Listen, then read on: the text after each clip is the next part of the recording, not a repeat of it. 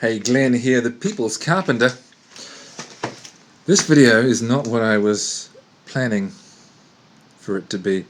It was supposed to be a nice, wholesome, folksy, earthy video about making these serving boards that I mentioned previously, coming up with my own formulation and perfecting that for the hardwax oil that I will put on them, going to local markets and selling my wares and getting amongst the people,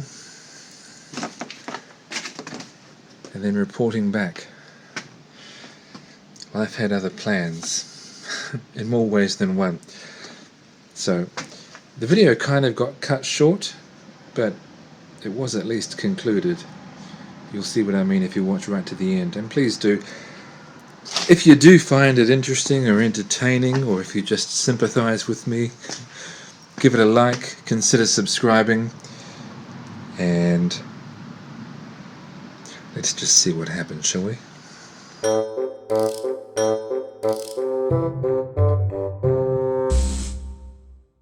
I wasn't quite happy with the way that the wax melted and dispersed throughout the oil, with quite a few lumps last time I did this, so I'm taking a slightly different approach.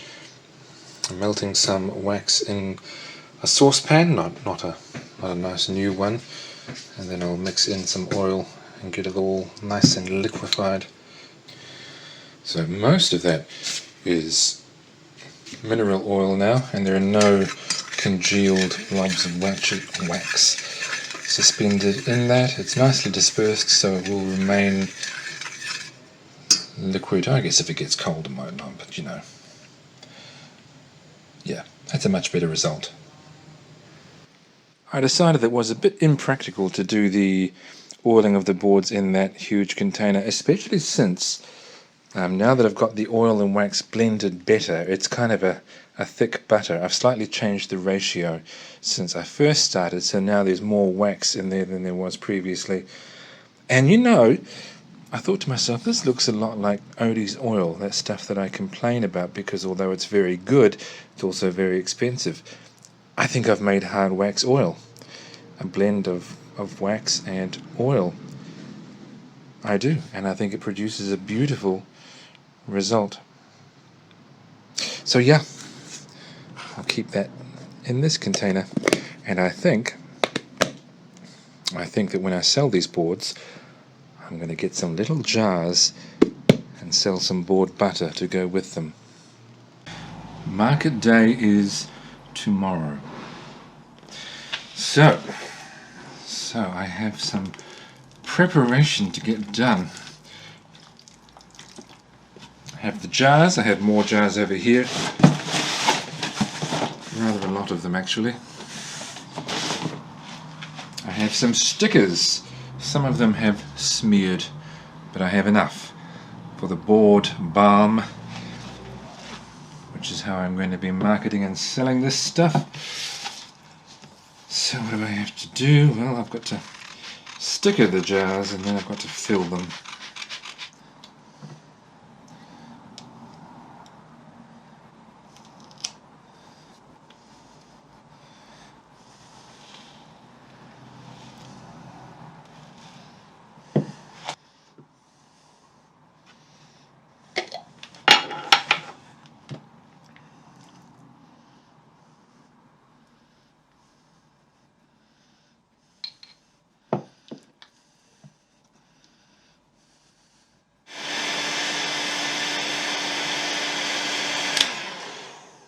I'm heating it up so that it will be nice and level in the jar when they buy it. That's not really necessary, but it also helps me to get them all roughly even in terms of the amount of product.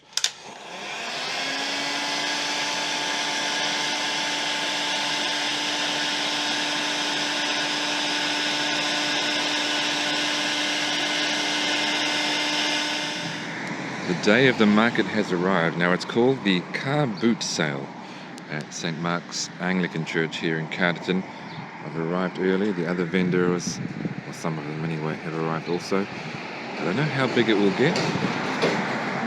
I guess we'll find out.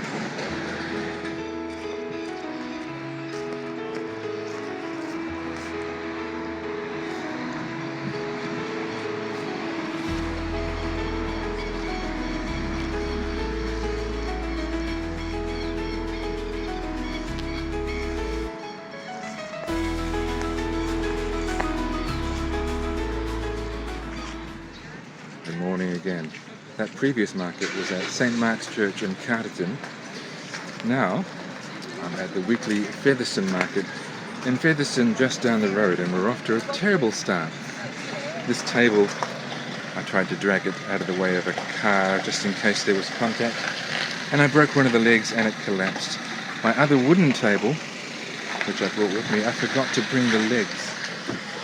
So this is not my stall at its best, but we'll see how it goes. I kind of figured it was best not to be filming other people as I interacted with them because I didn't get their permission, but I don't know. Hopefully this one goes okay.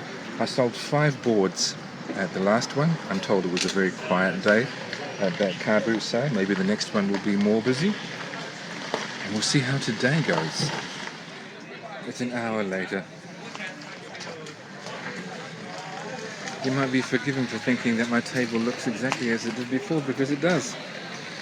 Maybe this isn't the place to sell boards. They're all over there buying vegetables and dumplings, which I'm sure are very nice. Well, I suppose I mustn't be overly sceptical. I've sold 4 now, so it's not too bad. I'll be here a little while longer, so you never know. So even though it's been somewhat slow, 5 boards, which is not awful, given the alternative of just doing nothing and staying at home, sometimes you can make contacts doing things like this. A lady came up to my table and said she was very tempted to buy, but thought that she probably shouldn't. However, she is organising a very large market at Booktown Festival here in Featherston on the 10th and 11th of May. And she said, I want nice things for sale at this market, not just any old thing. So would you like to come? You see, flattery works. But I do sell nice things. So I was going to finish up this video fairly shortly, but given that may be a larger opportunity with about 10,000 people around for the Booktown Festival, she said, I think she said 10,000, I won't finish the video just yet. We'll see how that one goes, shall we?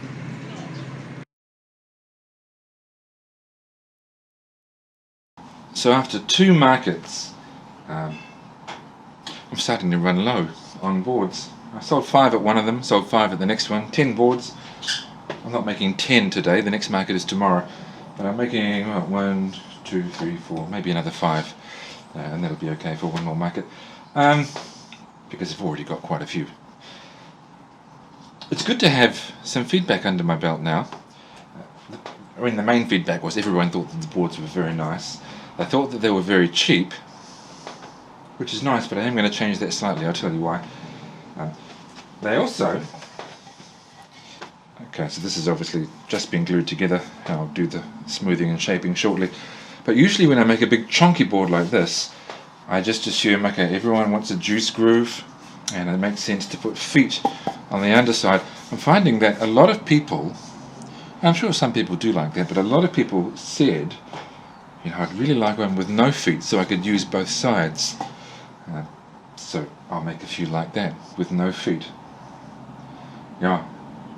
And I'm also finding, so the ones that I've been, you know, the boards that I took to the first 2 markets, I built those at a fairly casual pace over a few months, and I didn't charge very much for them.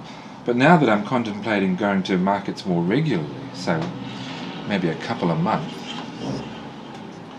I'm having to, well, there's a bit more pressure involved in applying my time and getting them pumped out. I am going to have to charge more. I can't really justify putting that much pressure on myself to get them out and then charging so much less than everyone else. So they're going to go up, probably not by much, maybe only $5 a board, you know. And people were very happy with the prices. They thought they were very cheap. I don't think $5 more will suddenly make them seem expensive. All right. So in the last couple of days I have created, not 5 as I thought I might, but 6 new boards. The market is tomorrow morning. I will have time this evening to oil these just.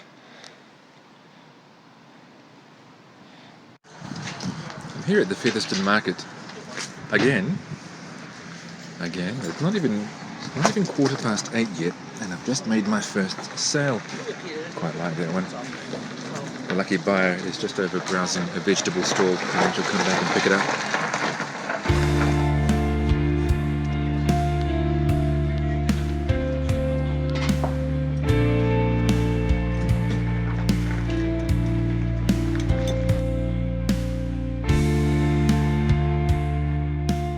So, this video is ending prematurely. Today is the day on which I was supposed to be at the Booktown Festival at a stall selling boards. I'm not there. I was preparing boards when I had an accident. It was a foolish accident. I was using my router to round over the edges, and well, in a moment of carelessness, and that's all it takes, just a moment, a little bit of complacency.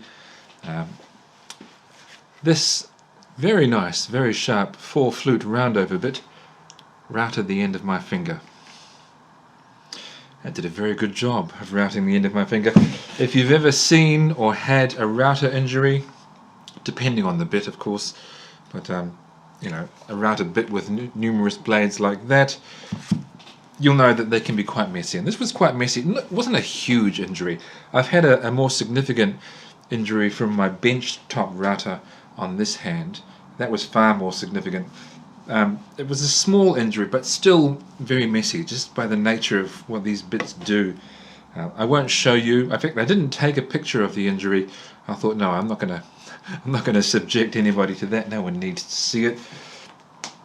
So I've been to, had to go to one hospital where they took a look at it and assessed it, but they don't do plastic surgery there. So I went to a different hospital a bit further away in the Hutt Valley, in Lower Hutt, today, and they were able to do it as a day surgery with local anaesthetic, which was quite daunting, and they had to remove a small fragment of bone that was broken off the tip of my finger, and then they had to remove all the broken bits of fingernail and the eviscerated bits of flesh and stitch together what they could. They did an amazing job, but it's going to take a little while to recover. I can use my hand, I can do some things in the workshop. You know, I'm not completely disabled, but obviously I'm somewhat limited, so I won't be doing as much as as I was. There's also another reason why things are going to temporarily slow down in this workshop, and that is, I think I've mentioned it on this channel. I have a couple of channels, so I forget sometimes where I have mentioned things, but we are buying, all things going well, a lifestyle property. Now, I know that that term is not used all around the world. In New Zealand, a lifestyle property is a house on a larger piece of land, certainly larger than what you would normally get in suburbia. The piece of land that we hope to buy is about 9,500 square meters. It's a little bit less than a hectare, which is 10,000 square meters, and it's a bit more than 2 acres. It's maybe 2 1/3, I don't know, more than 2 acres though. You know, and those pieces of land are only affordable because they're slightly out of town, which is actually a really nice thing as well. It's not too far away. It's just on the outskirts of Masterton. You know, it's a 15-minute drive from our current house, so you know, very much the same part of the country, the Wairarapa district in the Greater Wellington region. Yeah, so that's exciting, but it does mean, of course, that I will have to pack up my workshop, which makes the timing especially bad for this. And pretty soon, yeah, maybe there'll be some more content released before that happens, I don't know, but pretty soon we'll be moving. But all things going well. We've agreed. We've got a conditional agreement. There are still some conditions that need to be met, and then the agreement will go unconditional, and then at some point we'll move. The bank has to want to play ball with us.